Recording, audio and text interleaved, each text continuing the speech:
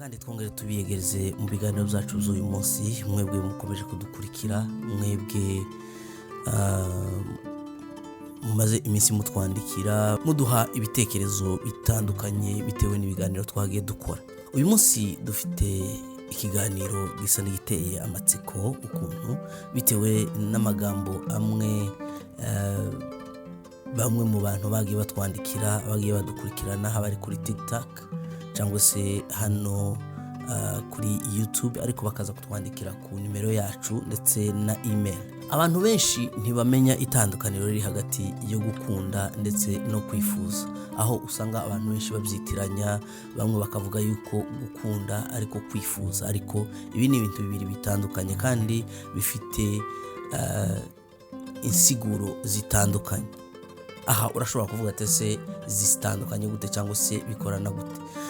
Turabivuga mu mvugo zibiri cyangwa se turaza kubitandukanya mu magambo abiri, kandi nawe uraza gusobanukirwa. Nkuko uyu muntu yatwandikiye, reka dusome ubutumwa bugufi. Uyu muntu yaratwandikiye aratubwira ati se koko murashobora kutubwira itandukaniro riri hagati yo gukunda no kwifuza? Reka tukubwire yuko uyu munsi twakuboneye igisubizo kandi tunagushimira kuba waratanze iki gitekerezo. Reka mbanze nsome akajambo ariko nza kuriraho kugira ngo ushobore gusobanura neza, kugira ngo wowe watwandikiye ushobore kudukurikira ndetse ushobore no gusobanukirwa ku bijanye n'icyifuzo watanze. Uyu mwanditsi yaravuze ngo gukunda biva mu mutima, ariko kwifuza bishingira ku nyungu. Reka tubivuge muri iyi context cyangwa se muri aya magambo. Gukunda, ukunda umuntu bivuye mu mutima, cyangwa se gukunda, reka tubishire ku muntu. Gukunda, hari igihe ukunda umuntu bivuye ku mutima cyangwa se ukamukunda bitewe n'ico yaguhaye. Mu nzira zo gukunda harimo gukunda umuntu, harimo kumwiyumvamo, ukumva ko uwo muntu akurimo kandi akuri hafi, haba ari mu bihe byiza, mu bihe bigoye cyangwa se ibihe bikomeye. Muri gihe rwa rukundo ufitiye wa muntu ruba rufite imizi yaho rushingiye. Nubwo mwonyura mu bintu bigoye cyangwa se bikomeye, kubera yuko wamukunze, wa muntu ntaza kuvamo.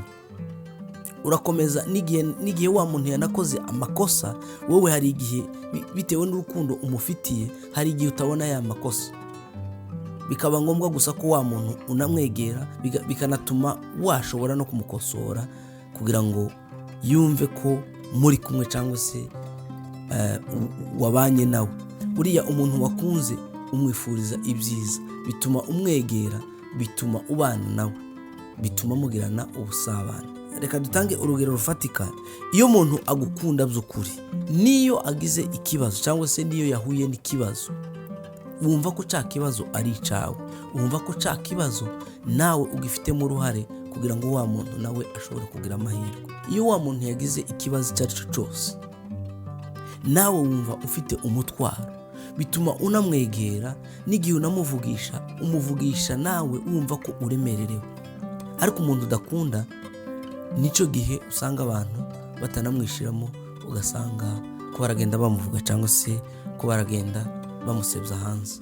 Ariko uwo ukunda uranamwegera ndetse ukanamubaza naho byaturutse n'uburyo icyo kintu gishobora gukemuka. Uyu mwanditsi yaranditse aravuga ngo iyo umuntu agukunda by'ukuri, iyo wagize ikibazo, amafaranga akayabura cyangwa ubuzima bukamukomerana, muguma muri kumwe, wumva wifuza kumufasha cyangwa se kubana nawe. Uwo muntu mu gihe yahuye n'ibibazo, nta gihinduka hagati yawe nawe, kuko kera mufitanye ico muhuriyeho cyangwa se ico wamukundiye.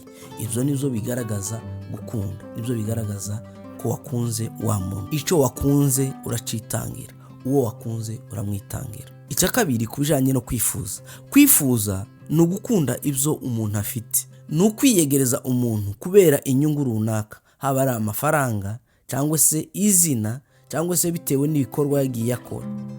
Kwifuza byibanda ku nyungu kuruta umuntu ubwe. Aha reka tubisobanure neza. Iyo wifujije, ndashobora kwifuza imodoka y'umuntu runaka, ndashobora kwifuza ibyo undi muntu yagezeho, ariko simba mpunze wa muntu, simba nakunze wa muntu. no mu gihe atagifite bya bintu iwe simubona. Nicyo gihe usanga abantu benshi ubwira bwinshi budashingiye ku bantu ahubwo bushingiye ku nyungu. Tubibutse yuko kwifuza biva ku nyungu cyangwa se ku nyungu y'ikintu runaka, icyo undi muntu afite bigatuma umukunda.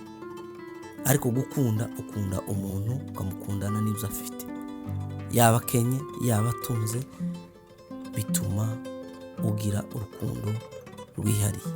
Urugero rufatika, umuntu wakwegereye kubera yuko ufite amafaranga, iyo ayo mafaranga yashize n'urwo rukundo rurashira.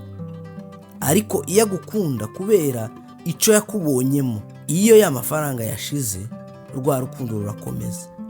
Tubitse yuko ari itandukanye ry'ibintu bibiri. Urundi rugero rufatika ku kwifuza, iyo umuntu yagukundaga kubera icyo wamufashaga cyangwa se icyo wari usanzwe umufasha, iyo kirangiye nawe ahita agenda agashaka izindi nshuti sha, cyangwa se akaja gushaka abandi bira.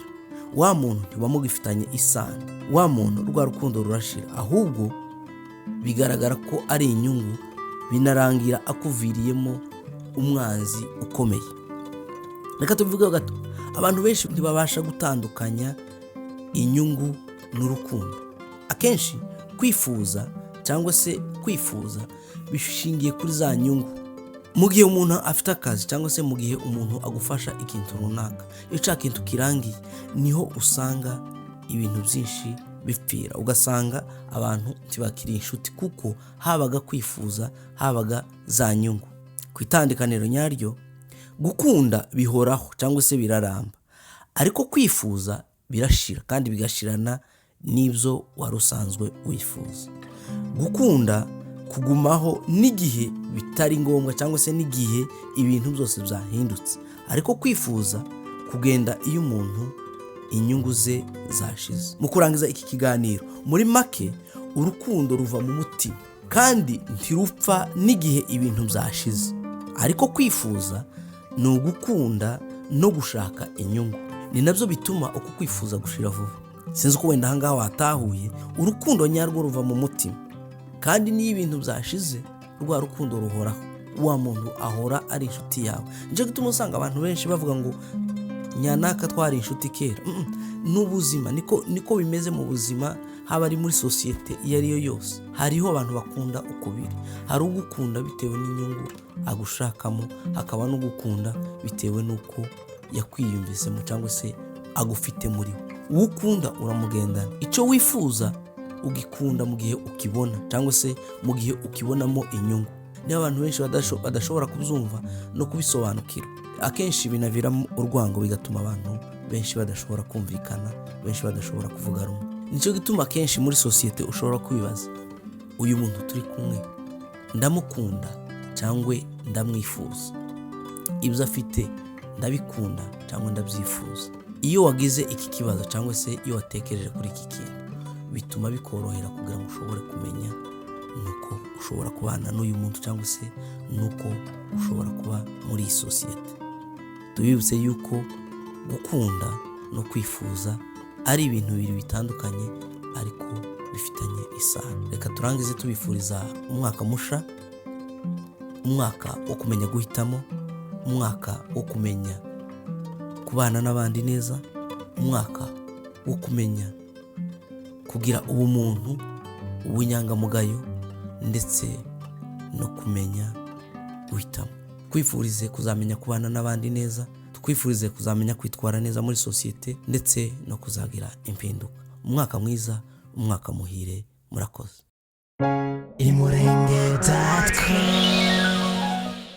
imurenge.com